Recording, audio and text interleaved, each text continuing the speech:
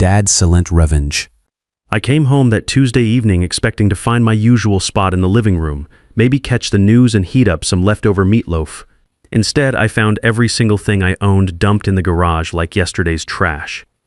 My son-in-law Charles stood in the doorway, with that smug grin he gets when he thinks he's being clever, saying, "Harold, we need to talk about your living situation. This arrangement isn't working anymore. My name is Harold Thompson. I'm 58 years old, a retired electrician who spent 35 years keeping the lights on in other people's homes while trying to keep my own family together. When my wife Dorothy passed 2 years ago, I thought the worst part of my life was behind me. Boy, was I wrong. That Tuesday started normal enough. I'd driven to the cemetery, like I do every week, bringing fresh carnations for Dorothy's headstone. Same flowers she used to put in our kitchen vase every Sunday after church. It's my way of keeping her close, of pretending she's still waiting for me at home. Some habits hurt too much to break, even when they break your heart a little more each time. But driving up to the house, something felt off right away. There were garbage bags scattered across the driveway, and at first I figured the raccoons had gotten into the trash again.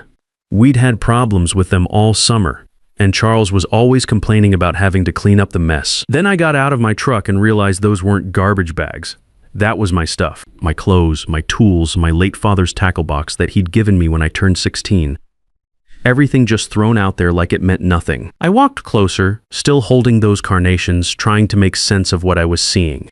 My winter coat was wadded up next to the garage door, probably ruined from sitting on the concrete. A box of photo albums had been dumped out, pictures of Dorothy and me scattered across the driveway like playing cards somebody had thrown in frustration. Wedding photos, vacation pictures, snapshots of Nancy as a baby.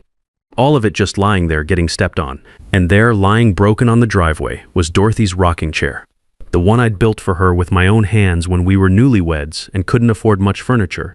I'd spent 3 weeks on that chair, sanding every piece until it was smooth as silk, finishing it with the kind of care you only put into something made for someone you love. Someone had thrown it out like it was junk. I knelt down and touched the splintered wood, running my fingers over the armrest I'd carved with tiny roses. Dorothy's favorite flower. The back was cracked now, probably from being dropped, and I could see where the joints I'd fitted so carefully had come apart. 32 years of Dorothy sitting in that chair every evening, reading her books or just watching the world go by through our front window, and now it was broken on cold concrete. That's when I saw it. Our wedding photo, torn right down the middle. Dorothy's face separated from mine, like someone had decided our marriage didn't matter anymore. 34 years of loving that woman, of building a life together, of holding her hand through good times and bad, ripped apart and tossed in a pile of trash bags like it was nothing special. The front door opened and Charles stepped out. My son-in-law stood there with his arms crossed, wearing that look he gets when he's already made up his mind about something and doesn't want to hear any arguments. He's 36, works as what he calls a financial consultant, though I've never been entirely clear on who exactly he consults for or what kind of advice he gives. What I do know is that in the 4 years since he married my daughter Nancy, our household expenses have somehow doubled, while our actual quality of life has gotten worse. "This house needs to be more functional," he said, his voice flat and final, like he was talking to a contractor about a renovation project, instead of telling his father-in-law that he'd just thrown away a lifetime of memories. "Nancy and I have been discussing it, and we think it's time you considered other living arrangements. Maybe one of those nice senior communities where you'd have people your own age to talk to." Behind him, barely visible in the doorway, stood my daughter Nancy. She's 32 now, teaches 2nd grade at Lincoln Elementary, and she used to light up a room just by walking into it. Used to laugh at my bad jokes and call me every Sunday to tell me about her week. Now she looked like she'd been crying, her eyes red and puffy, and she wouldn't meet my gaze. Just stood there twisting her wedding ring around her finger like she does when she's nervous or scared. I stood up slowly, still holding that torn photograph of Dorothy and me. Part of me wanted to shout, to demand answers, to remind them both that this was Dorothy's house too, that I'd helped them buy it when Charles's credit wasn't good enough for the bank to take a chance on him. But something inside me stayed calm, maybe because I could almost hear Dorothy's voice in my head telling me to think before I acted. "I guess we'll figure something out," I said quietly, tucking the photograph into my shirt pocket. Charles's grin faltered for just a second. He'd expected a fight, expected me to lose my temper and give him more ammunition to use against me later. Instead, I just picked up a few scattered photos and walked toward the garage. I could feel Nancy's eyes on me, and when I glanced back, she looked like she wanted to say something, but couldn't find the words. Charles put his arm around her shoulders in what probably looked like a protective gesture to anyone watching, but I could see how she flinched slightly when he touched her. That night, I slept on an old camping cot I found behind the lawnmower. The concrete floor was cold even through the thin mattress, and the smell of motor oil hung in the air like a reminder of all the projects I'd started but never finished. I lay there in the dark, listening to the house settle, thinking about Dorothy and how she'd always been the one who could see through people's bullshit before I even realized they were lying. Around midnight, I remembered something that had been nagging at me for months. About 6 months ago, Charles had come to me with a stack of papers he said needed signing. Just routine stuff, he'd called it, spreading them out on the kitchen table after dinner. Household management forms to make things easier for everyone. You know how complicated modern finances can be. I'd looked at them closer than he'd expected, and I saw words like power of attorney and financial authority buried in all that legal language. When I told him I needed time to think about it, maybe run it by our family lawyer, Charles had gotten this look in his eyes. Not angry exactly, but something colder. More calculating, he never brought those papers up again, but I should have realized that just meant he was looking for another way to get what he wanted. The next morning, I helped Nancy make breakfast like nothing had changed. Charles sat at the table scrolling through his phone, probably checking his sports betting apps or whatever it is he does instead of looking for actual steady work. Nancy moved around the kitchen like she was walking on eggshells, glancing at me with this guilty expression she's had since she was little and broke something valuable. "Dad," she started, then stopped herself, looking over at Charles like she was checking for permission to speak. "It's fine, sweetheart," I said, flipping pancakes on the griddle Dorothy had given me for my 40th birthday. Change is hard for everyone. But it wasn't fine, and we all knew it. Over the next few weeks, I started paying closer attention to things I'd been ignoring or making excuses for. Like how Charles always handled all the mail, especially anything that looked official or financial. How he'd gradually taken over what he called managing the household finances, even though Nancy had been perfectly capable of paying bills and balancing a checkbook before he came along. I also noticed how he always seemed to know exactly how much money I had in my retirement accounts, even though I'd never told him those numbers. He'd make casual comments about my nest egg and how we needed to optimize my investments for better returns. When I'd ask what he meant specifically, he'd wave it off and say we'd talk about it later when he had more time to explain the details. Most troubling of all was watching what was happening to Nancy. She used to be this confident, happy woman who loved her job and had a whole circle of friends from college and work. She'd go out for drinks with the other teachers on Fridays, organize dinner parties, take weekend trips to visit her college roommate in Chicago. Now she seemed tired all the time, stressed about money even though they both had steady incomes that should have been more than enough for a young couple. When I'd ask her about it, she'd just say Charles was handling everything and I shouldn't worry my head about their finances. She'd stopped seeing most of her friends, claiming she was too busy or too tired. The dinner parties had ended completely, and I couldn't remember the last time she'd mentioned that college roommate. That's when I decided to do some investigating of my own. I called my old friend Philip Anderson, who'd been our family lawyer for over 20 years. Phil handled Dorothy's estate and helped us with legal stuff when we bought our first house back in the 80s. He's 61 now, semi-retired but still sharp as a tack, and he'd known Nancy since she was in high school. "Harold," he said, when I explained the situation over the phone, "this sounds familiar. Too familiar. Can you come in tomorrow morning and bring any financial documents you can find, especially anything Charles might have had access to?" Phil's office hadn't changed in 20 years. Same cluttered desk, same law books that nobody probably reads anymore, same coffee maker that brewed something that could strip paint. But when I told him about the garage, the torn photograph and Charles's behavior, his expression got serious fast. "Harold, what you're describing sounds like what we call elder financial abuse. It's more common than people think, and it usually starts exactly like this. Someone moves in, takes control gradually, isolates the victim from support systems, then pushes them aside when they're ready to take everything." He pulled out a yellow legal pad and started taking notes in that careful handwriting lawyers seem to learn in school. "Tell me about the house. Who's on the deed?"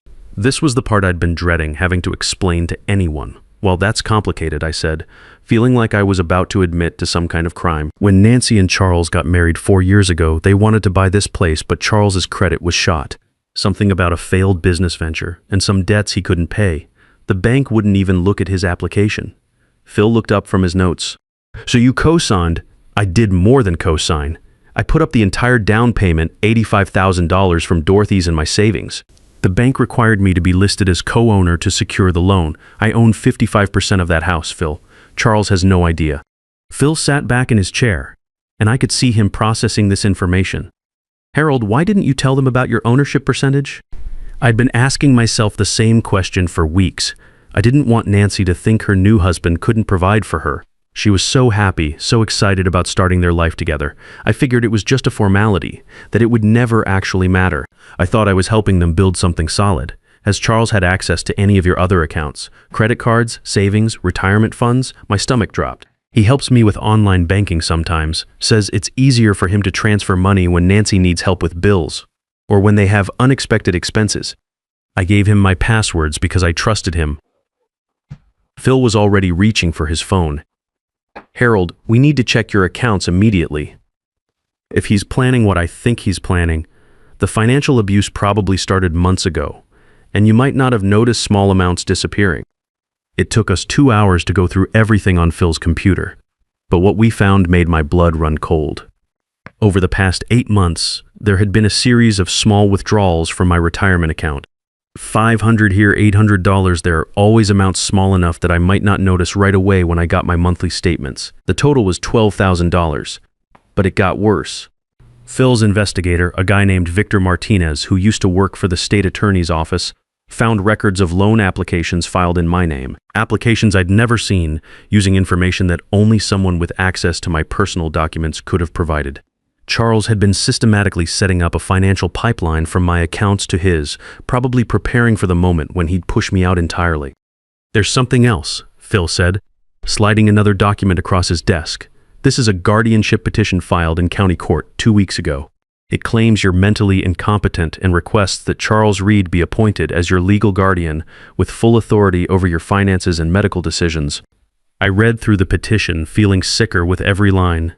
It described me as confused, forgetful, unable to manage basic tasks, a danger to myself and others. It painted Charles as the devoted son-in-law who'd taken me in out of kindness after my wife's death and who now needed legal authority to protect me from my own poor judgment.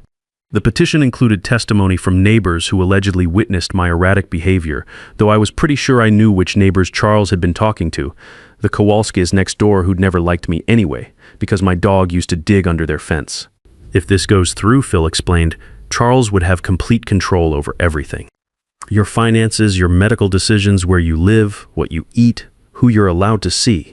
You'd essentially become his ward, and he'd be legally entitled to make any decisions he wants about your life and your money. I thought about Nancy, about how scared and tired she'd looked when Charles threw my stuff in the garage, about how she'd stopped seeing her friends, stopped making plans that didn't include Charles's approval, stopped being the confident woman I'd raised. Phil, I said, I think my daughter is in trouble too. I think he's been controlling her the same way he's been setting me up, just more gradually. Over the next month, Phil and I worked together to build our case. We hired Victor Martinez as a private investigator, and what he found was even worse than I'd imagined. Charles had a history, a previous marriage that ended when his ex-wife discovered he'd been stealing from her elderly father. Bankruptcy records from a business venture where he'd used investor money to pay gambling debts instead of actually running the business. There was a pattern here, and Nancy and I were just the latest targets, but I didn't want to just expose Charles and get my money back. I wanted to save Nancy, so we came up with a plan that would require me to do something I'd never been good at, acting. I started behaving a little more confused around the house, asking Charles to help me with things I could easily do myself, setting up my phone, figuring out the TV remote, organizing my medications. He loved it. Every time I pretended to struggle with something simple, I could see him getting more confident, more convinced that his guardianship petition would sail through court without any challenges. Meanwhile, Phil was quietly gathering evidence. We installed a security camera in the living room, perfectly legal since I was a co-owner of the property, and we documented Charles's real behavior when he thought nobody was watching. We recorded Charles on the phone with his bookie, arguing about debts and promising payments he couldn't make. We documented his drinking, his yelling at Nancy when he thought I couldn't hear, his complete lack of any actual financial consulting work despite claiming that as his profession. The breakthrough came when Charles thought I was napping in the garage and made a phone call to someone he called his business partner. I was awake, lying on that uncomfortable cot, and I could hear him through the thin wall that separated the garage from the kitchen. Once the old man's declared incompetent, everything becomes accessible, he said, his voice full of the confidence of someone who thinks he's already won. The house, his retirement accounts, all of it. Nancy won't question anything. She never does. She's too busy feeling guilty about putting her father in this position to ask hard questions about where the money's going. He paused, probably listening to whoever was on the other end. By the time anyone figures out what's happening, I'll have enough to pay off my debts and start over somewhere else. Maybe California. Nancy can come if she wants, but honestly, she's becoming more trouble than she's worth. I recorded every word on the digital recorder Phil had given me. 2 weeks later, Phil and I requested a family meeting. I told Nancy and Charles I wanted to discuss my future care needs and that I'd invited Philip Anderson as our family lawyer to make sure everything was done properly and legally. Charles couldn't hide his excitement. He thought this was his moment of victory, the meeting where I'd officially hand over control of my life and my finances. We all sat in the living room where Dorothy used to read her romance novels in the evenings, curled up in that rocking chair I'd built for her. Nancy looked nervous, picking at her fingernails like she used to do in high school when she was worried about a test. Charles looked confident, almost smug, checking his phone and making casual conversation like he was already mentally spending my money. Before we discuss Harold's care, Phil began, setting his briefcase on the coffee table. I think everyone should understand the current legal situation regarding this house and Harold's financial position. He placed a copy of the deed on the table, right where everyone could see it clearly. Harold owns 55% of this property. He provided the entire down payment and co-signed the mortgage when Charles's credit application was denied by the bank. Nancy's face went white. Charles's confidence evaporated like steam from a hot cup of coffee. "That's impossible," Charles said, but his voice had lost its usual smugness. "The house is in our names." Furthermore, Phil continued, "We have evidence of unauthorized withdrawals from Harold's retirement accounts, totaling $12,000 over the past 8 months. We also have recordings of Charles discussing plans to exploit a fraudulent guardianship petition to gain access to Harold's assets." Phil set up a small digital recorder on the table and pressed play. Charles's own voice filled the room, describing his business plan and his intentions to leave town once he'd stolen enough money. As we all listened to him talk about Nancy like she was disposable, like their marriage was just part of his con, I watched my daughter's expression change from confusion to hurt to something harder. "Charles," she whispered, "is this really what you think of me?" Charles tried to deflect, tried to blame me for manipulating the situation and turning his wife against him, but it was too late. The evidence was overwhelming, and Nancy wasn't the naive woman he'd been controlling anymore. She was a mother realizing her child had been in danger from someone she'd trusted. "I want you out," she said, her voice steadier than it had been in months today. "Right now, pack whatever you need for tonight and get out of my house. It's not your house," Charles snarled, dropping his nice guy act completely. "It's mine. I've been paying the mortgage. With my father's money," Nancy shot back. "Money you stole."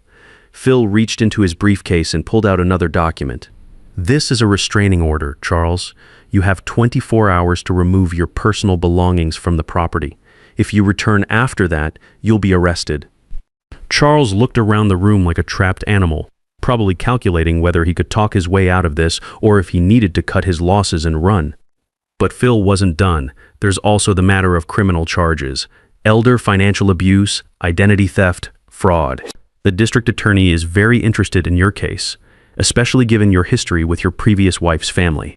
The legal proceedings took 3 months, but Charles was out of our house that same evening. Phil filed criminal charges for elder financial abuse and identity theft. Victor Martinez's evidence showed a pattern that helped prosecutors build a solid case against Charles and his gambling debts that had motivated everything. Charles was sentenced to 18 months in prison and ordered to pay restitution of $18,000 minus the stolen money, plus penalties and interest. His financial advisor license was revoked, and the guardianship petition was dismissed with prejudice. But the real victory wasn't legal. It was watching Nancy come back to life. Without Charles controlling every decision, She started teaching again with the passion she'd lost somewhere along the way. She reconnected with old friends, started making plans for her future that didn't require someone else's approval, and began talking about maybe going back to school for her master's degree. 6 months later, Nancy and I turned Dorothy's old sewing room into a proper office where Nancy grades papers and I help her research lesson plans. We cook dinner together most nights. She makes the main course. I handle dessert, and we watch old movies that Dorothy would have loved. Sometimes Nancy apologizes for not seeing what Charles was doing sooner, for letting him isolate her from me and from her own life. I tell her the same thing I tell myself, that love makes us vulnerable, but it also makes us strong enough to fight back when someone threatens the people we care about. Last month, Nancy brought home some artwork from her second graders, drawings they'd made of their families. In one of them, a little girl had drawn her grandfather sitting in a chair reading to her grandmother in heaven, surrounded by flowers that looked suspiciously like carnations. That night, I sat in Dorothy's rocking chair, the one I'd repaired and returned to its place by the window, and I thought about trust, about family, and about the difference between being patient and being a victim. Dorothy always said that the strongest people aren't the ones who never fall down, but the ones who get back up and keep going. Some people think revenge is about anger, about making someone pay for what they've done to you.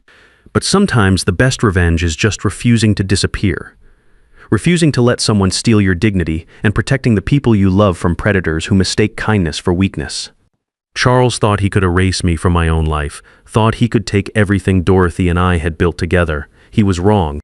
And now, sitting in this house that's finally peaceful again, with my daughter safe and our family whole, I know Dorothy would be proud of how we handled it.